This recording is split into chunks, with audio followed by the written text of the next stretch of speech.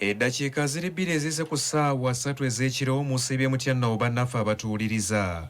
Amawulire gaagano mu Luganda okuva wano ku 103.3 Radio 4 ensunsuzi ne 100.7 Radio 7 eirwaka ly'abayigikulu b'Akabaleega e Masindi.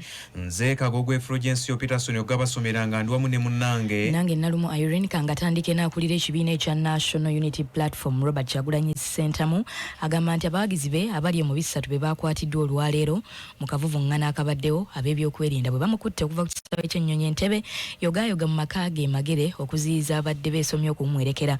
Olwaleero ab'ebyokwerinda bakimye Bobi Wine okuva ku kisaawe ky'ennyonyi Entebbe bw'abadde akomawo okuva mu mawanga g'ebweru gy'amaze akabanga ng'abunyisa enjiri y'ekibiina kino ekya NUP. Mu kutuusibwa mu maka ge Magere awabadde abawagizi be abamulindiridde ku mulyango poliisi tebaganyizza kuyingira bwe bakubyemu omukka ogubalagala. Mu kwogerako ne bannamawulire Kyagulanyi atubuulidde nti abantu babasoba mu bisatu bakwatiddwa so nga n'omukuumi w'amaka ge abakuumaddembe bamutyobodde. Amaje nga bakozesa abampambye poliisi n'amaje nga bakozesa abavubuka abatambadde byambalo sosobola kugamba nti bapoliisi oba bamaje. Mulabye enkwata gye bankutte, mulabye bakubye bannamawulire bwe batuuse wano ne bakuba omukumi wange ne bamwambulamu engoye ne bamunyiga obusajja n'ebirala ebifaanana bwe bityo. Kati baba kibayita okwaniriza okulungi.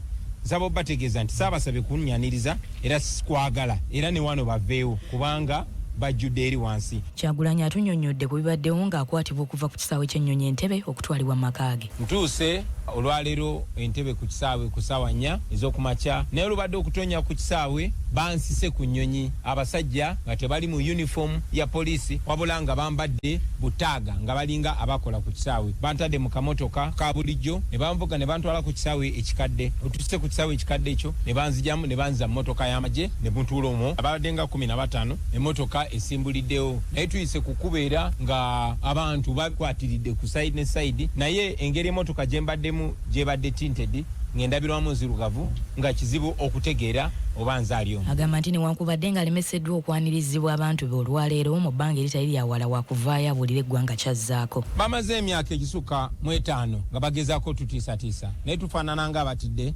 baatuwamba Arua basse bannaffe bampamba ku kisaawe bwe nakomawo okuva Amerika okufuna obujjanjabi. Bannaffe bangi babawambye tetunaba kuddamu balaba. Bannaffe bangi bali mu makomera awatali musango n'olunaku lwajjo baakutte abasukka mu bisatu. Tulabika ng'abatidde kitegeeza tetugenda kutya be batidde tugenda genda mu maaso mu nnaku ezijja tujja kwogerera eggwanga tuwabuulire kiki ekiddako.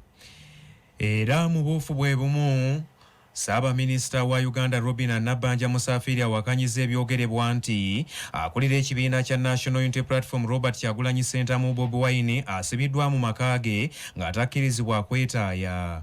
Nabbanja okuvaayo okwogera ku nsonga eno kiddiridde nampala w'oludda oluvuganya gavumenti John Baptist Nambeshe okuvaayo n'ayambalira gavumenti olw'okutegeka ebikujjuko byonna ebyameefuga agagenda okubeerayo mu sabbiiti ejja kyokka mukadde ke kamu ne bayungula abawanvu n'abampi ne babayiwa maka ga Kyagulanyi gy'oli nti alina omusango gwe yakola gavumenti eno. My party president, the Honorable Robert Kyagulanyi SSENTAMU, who as we talk is under house arrest and his home. I've just come from there. The whole place is full of tear gas. The home actually literally is a barracks of sorts. There are UPDF officers there. Uganda police is all over the place. Would that, Mr. Speaker, translate into freedom? Era mu kwanukula ku nsonga eno Nabbanja agambye nti gavumenti olwaleero kyekoze kwe kulaba ng'ewa Kyagulanyi obukuumi asobole okutuuka mu maka ge emirembe awamu n'okwewala okutaataaganya emirimu gy'abantu abakolera ku luguudo olw'Entebbe. The honorable member in order for him to deceive the country when in actual sense the president of NUP was given free transport to his home, and 2, he was also given free security to his home, and 3, in order not to disrupt the businesses along Entebbe Kampala Road, the government could not see people getting engulfed in a confusion, and so he was given free security, free befitting befitting up to his home is in order. Ebiongo bitadde ku bbali nga tukyali mu buufu obwo poliisi esambaza ebiitiŋŋana nti waliwo bannamawulire abali mu 14 abakwatiddwa olwaleero ab'ebyokwerinda bwe babadde batwala Kyagulanyi okuva ku kisaawe ky'ennyonyi Entebbe nga bamwolekeza mu maka ge Magere. Omwogezi wa poliisi omu Kampala ne Mirano Patrick Onyango agamba nti bannamawulire 14 bokka be bakwatiddwa olw'obutaba na biboogerako wabula oluvannyuma bateereddwa mu bangu awatali kuggulwako misango gyonna yadde okutulugunyizibwa. Onyango agamba nti ebigambibwa nti bannamawulire bano abakwatiddwa baatulugunyiziddwa si bituufu era batandise okubinoonyerezaako. Naye obuzibu bubadde nti okubateegera ani mu bantu ne babatwala paka ku poliisi Entebbe ne balaba ebiwandiiko gye balina ne babaleka ne bagenda. Tewali omunnamawulire eyayingiddeko mu kaduukulu kaffe. Tewaliyo n'omu eyavuddeyo ne yeemulugunya ati bankubye bankoze ki. Ffe ng'abakuumaddembe tugenda okukola ekintu kyonna ekisoboka okulaba nti tunoonya oba tulondola bannamawulire abo abakubiddwa tukole okunoonyereza kwannamba ddala. Eyo nga tuvuddeyo omukulembeze w'eggwanga lino General Yoweri Kaguta Museveni nti bwabulwa alagidde minisitule y'ebyenjigiriza n'ebyemizannyo okutondawo enteekateeka ennambulukufu egenda okuyambako mu kutereeza omulimu ogw'obusomesa mu ggwanga erya Uganda.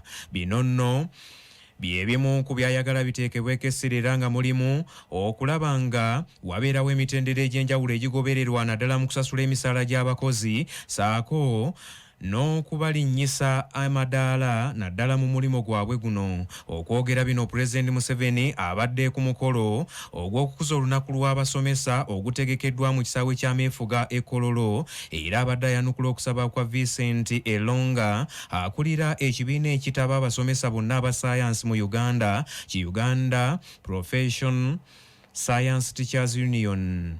Elonga wano nno wasinzidde n'agamba nti wano mu Uganda waliwo obwetaavu obw'okwongera okwagazisa abasomesa omulimo gwabwe ate n'okulaba nga bateeka ettoffaali ddene nnyo ku nkulaakulana y'eggwanga. Elonga era ategeezezza nti waliwo n'obwetaavu obw'okulaba nga bazimbira abasomesa amayumba agali ku mulembe ogwa ddala baleme kuwankawanka n'emirimu ate gye bagatta ku mulimu gw'obusomesa olw'ebirala ne babikola nga tebiteredde. Era mu kwanukula ku nsonga zino Pulezidenti Yoweri Kaguta Museveni ekirowoozo eky'okuzimbira abasomesa amayumba akitadde ku bbali so nga asabye abasomesa aba arts okubeera abagumiikiriza naddala bwe kituuka ku nsonga y'omusaala gwabwe anti bulijjo akwata empula atuuka wala Nawolovu yatuuka ku kibuga. The logic is not that social science is not important. It is important, but why do you start with and why? So we shall get there. Don't stampede us and we make mistakes. Now finally, teachers' housing. The correct way of housing is institutional houses. Because if you say we give you money to buy a house for yourself, then what happened to the next teacher? This house should be there, institutional house, near the school, so the teachers can come and can be near the school and teach. Ensonga z'abasomesa ng'ozitadde ku bbali gavumenti eyanjulidde paalamenti enteekateeka ezigenda okugobererwa mu kujaguza ameefuga ga Uganda ag'omulundi ogw'enkaaga agagenda okubawo ku bbalaza Ssabbiiti ejja. Mu kiwandiiko kyasomedde paalamenti, minisita w'ensonga z'obwa pulezidenti Mary Babalanda agambye nti buli muntu akkirizibwa okwetaba ku mukolo guno omukulu ogutegekeddwa mu disitulikiti y'Ekitugulu omukulembeze w'eggwanga Yoweri Kaguta Museveni gy'asuubirwa okuba ng'omugenyi omukulu. Celebrations will take place in Chitigum district at the Chitigum Farm Institute. It is in Chitigum municipality. The chief guest will be His Excellency Yoweri Kaguta Museveni, the President of the Republic of Uganda. He will be joined by all Ugandans and other high-profile foreign dignitaries. Right Honorable Speaker and Honorable Members, many activities to celebrate this day have been lined up. Bowa ababaka mu paalamenti okuli owa Kampala Central Muhammad Nsereko n'ow'essaza ly'Ebbaale Charles Tebandeke bagambye nti wakati mu kukuza emikolo gino gavumenti esaana yekubemu ttooki ku nsonga z'ebisomesebwa ebyazimbibwa ku misingi gy'abafuzi b'amatwale ebitakyalina kye bigasa ggwanga so nga n'ekya Uganda okwesigama ku mawanga g'abazungu mu by'obujjanjabi bagamba nti kisaanidde okunogerwa eddagala. And the questions that we should pose to ourselves as to whether our goal by then where we are not economically independent independent as to whether our people are now striving to that level of economic independence. Socially, culturally, and the education systems that we adopted from our colonial masters. Amefuga kitegeeza eggwanga eririmu abantu nga basobola okwesalirawo ng'era eggwanga lissa ekitiibwa mu mateeka n'eddembe ly'obuntu. Ebyo byonna tebiriiwo mu Uganda ate era nga bye byaviirako bajjajjaffe okulwanyisa effuga ebbi ery'Abangereza ery'abeeru. Yombaka wa Shema South Elijah Mushemeza ategeezezza nti Uganda egwanidde okujaguza obwetwaze. Agamba nti Uganda esaanidde okujaguza olw'obwetwaze n'emirembe gavumenti eriko gyereese wano mu ggwanga. Any contradiction that there is nothing sweeter than freedom, and I think independence brought freedom to us. There is evidence for this. I've also done studies on forced migration. At one time Uganda was the most generator of refugees. Yonga tuvuddeyo bammemba b'ekibiina ekya Forum for Democratic Change abasoba mu 200 olunaku olwaleero bawuubyeko olubu lw'ekigere ku kitebe ky'ekibiina kino e Najjanankumbi nga bano basaba olukusa okwetaba mu kulonda n'etabamiruka agenda okubeera olunaku olw'enkya ow'ekiwayi ky'e Najjanankumbi era ng'ono asuubirwa okubeeramu n'okulonda okw'obukulembeze obw'ekiwayi kino obupya. Kinajjukirwa nti akulira ebyokulonda ku ludda luno Boniface Toterebuka yavaayo n'ategeeza nga abalonzi abawulira ddala 271 bwe basuubirwa okwetaba mu kulonda kuno okuteekeddwa mu kisaawe ekya Patida Semeji Sports Grounds ekisangibwa e Rugogo mu Kampala. Kakati abamu ku bano abawulira ddala 100 bagamba nti beesimbyewo ku bifo eby'enjawulo ng'era bagamba basuze bulindaala ng'akamasula omutego okulaba nga balangirirwa ku buwanguzi ku bifo eby'enjawulo. Tugenda kukozesa nnyo tekinologiya kulaba tufuna abawagizi b'ekibiina tusooke tukyuse bali abantu baffe oba bafans tubafuule members b'ekibiina. Tekinologiya tugenda kutandika ne application nti buli muntu alina smartphone asobola okuba nayo oba alina computer waali wonna oba ekiro oba budde ki asobola kuloginga into our system n'afuna membership y'ekibiina. Ebiyunga biri bityo ly'essuubi mu b'ekiwayi ky'e Katonga Road ekibulirwa Lord Mayor Salonge Elias Lukwago ery'okuyimiriza tabamiruka ategekeddwa ab'ekiwayi ky'e Najjanankumbi liweddewo oluvannyuma lwa myuka ssente w'ekibiina ekya FDC Kibuuka Mukalazi okussa omukono ku kiwandiiko ekiyita bannakibiina kino bonna okwetaba mu tabamiruka ono. Ab'ebiwayi bya FDC bombi olwaleero basisinkanye mu kkooti enkulu mu kuwulira omusango ogwawaabwa munnamateeka Salonge Elias Lukwago ng'awakanya ekyakulira ebyokulonda mu FDC Boniface Toterebuka okuyita tabamiruka ono kubanga talina buyinza. Mu mpaaba ye abadde ayagala kkooti ono emuyimirize kubanga ssemateeka w'ekibiina kyabwe obuyinza buno bwonna yabuwa ssentebe waabwe Waswa Birigwa. Lukwago ekiwandiiko Mukalazi kyataddeko omukono akiwakanyiza ng'agamba nti kyandibanga kijingirire kubanga n'olunaku lwe bagamba lwe yakissaako omukono yali mu kibuga Nairobi ekya Kenya gye yatwalibwa okuweebwa obujjanjabi. Mu kwogerako ne bannamawulire ssentebe wa FDC Waswa Birigwa agambye nti Mukalazi tasobola kukola mu kifo kye mukadde kano nga naye waali so nga mu kaseera ke kamu teyamuwadde na lukusa. Lord Mayor Salonge Elias Lukwago agamba nti ebyo byonna ebikolebwa ab'ekiwayi kya Amuriat biraga lwatu nti beetegefu okuwamba ekibiina okuva mu mikono egy'abo bakitandikawo. FDC nga tuvuddeyo omukulembeze w'eggwanga Yoweri Kaguta Museveni nti bwabulwa ssentebe w'ekibiina kya NRM mu ggwanga ng'ayita mu yafeesi eno akubyeko abavubuka b'eruweere enkata ey'ebintu ebigenda okubayamba okulaba nga bakola emirimu egy'enjawulo gye beetandikiddewo era bejje mu bwavu. Pulezidenti Museveni mu bimu by'abakubyeko mwe muli obuuma obweyambisibwa mu kukuba ebinyeebwa, obuuma obusiika emberenge, enkumbi, ebbomba ezikozesebwa mu nnimiro n'ebyuma ebikozesebwa mu saaluuni z'abakyala, ebyuma ebikozesebwa mu kwokya ebyuma ebirala n'ensonga endala, era nga bano basabiddwa ebibaweereddwa byonna okubikozesa basobole okwejja mu bwavu.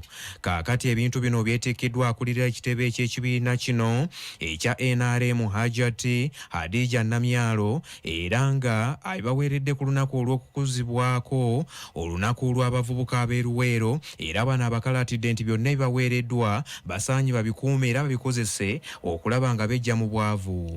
Eruwero nga tuvuddeyo bannayuganda obukadde 15 kizuuliddwa nti tebalina kaabuyonjo wamu n'amazzi amayonjo ekiteeka obulamu bwabwe mu katyabaga k'okukwatibwa endwadde eziva ku bukyafu gamba nga kolera n'endala.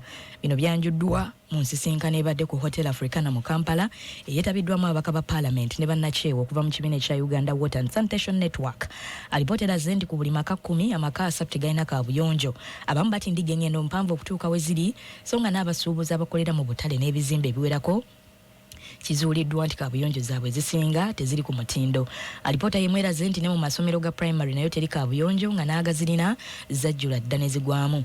Ssenkulu w'ekitongole ki Uganda Water and Sanitation Network Unia Musaazi agambye nti Uganda erina abantu abasukka mu bukadde 15 abatalina kaabuyonjo ng'era ekizibu kino kiri mu bibuga wamu ne mu byalo.